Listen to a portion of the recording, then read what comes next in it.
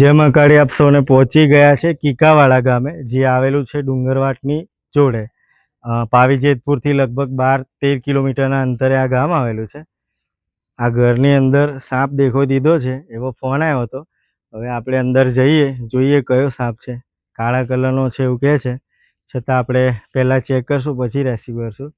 રાવણ પણ હોઈ શકે, નાગ પણ હોઈ શકે. આપ જોઈ શકો છો બધા આજુબાજુ દેખવા માટે ભેગા પણ થઈ ગયા છે કે ભાઈ આ ઘરની અંદર ગહડો છે તે આપણે ભારીએ કેવો ગહડો છે, કયો છે. એટલે પકડવાવાળો માણસ આવી રહ્યો એટલે બધા જોવા આવતા જ હોય જેન્યુઅલી. અંદર જઈએ, જોઈએ કયો સાપ છે, ત્યારબાદ એને રેસ્ક્યુ કરીએ.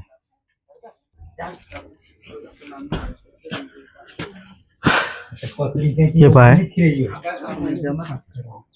જા લેતા ફરક ના પણ ડબ્બુ લેવા જવાનું. હા વાંધો નહીં. અંદર છે હે? કયા ખોખામાં? આ ખોખામાં છે.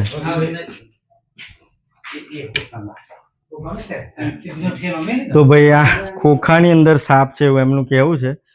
હવે જોઈએ આપણે કે ખોખાની અંદર જ છે કે કેમ.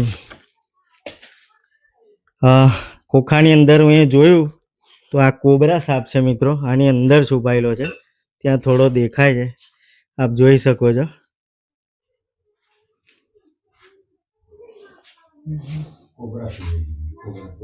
કોબરા એટલે કે નાગ, અને આપણી ડિસ્ટ્રિક્ટમાં આને ફેણીઓ પણ કહેતા હોય, ઉપડી વાળો હાપ પણ કહેતા હોય છે. દરેક જગ્યાએ અલગ અલગ કહેતા હોય છે. એ પ્રમાણે અહીંયા આને આ રીતેનું નામ આનું કહેવાતું હોય છે.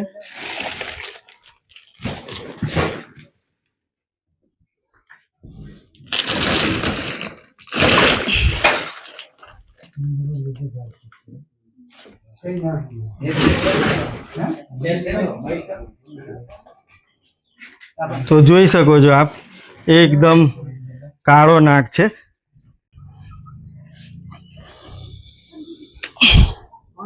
તો જોઈ શકો છો આપ, લગભગ 5 ફૂટની લંબાઈ ધરાવતો આ કોબરા સાપ છે, જેને અંગ્રેજીમાં કોબરા, ગુજરાતીમાં નાગ, અને આપણી અહીંની લોકલ ભાષામાં ફેણીઓ કહેવામાં આવતો હોય છે.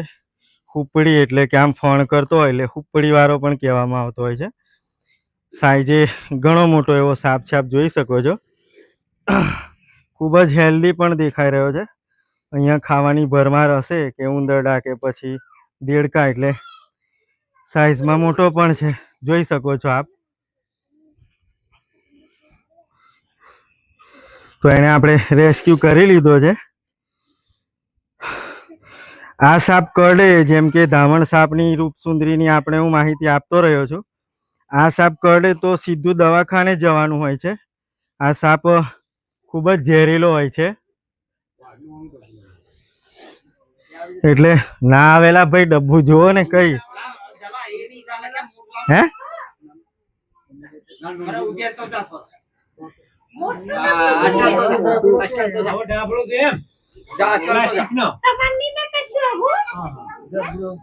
પુષ્કળ આ સાપને આપણે આ ડબ્બાની અંદર પેક કરી દઈએ છે.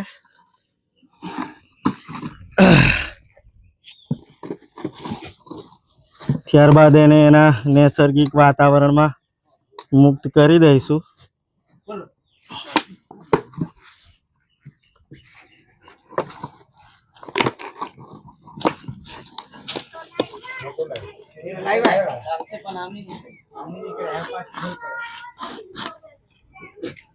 કાઢવાનો હું લેવા આવ મારે બીજી વાર વગર કોમનો કોઈ મહેનત કરીને હે.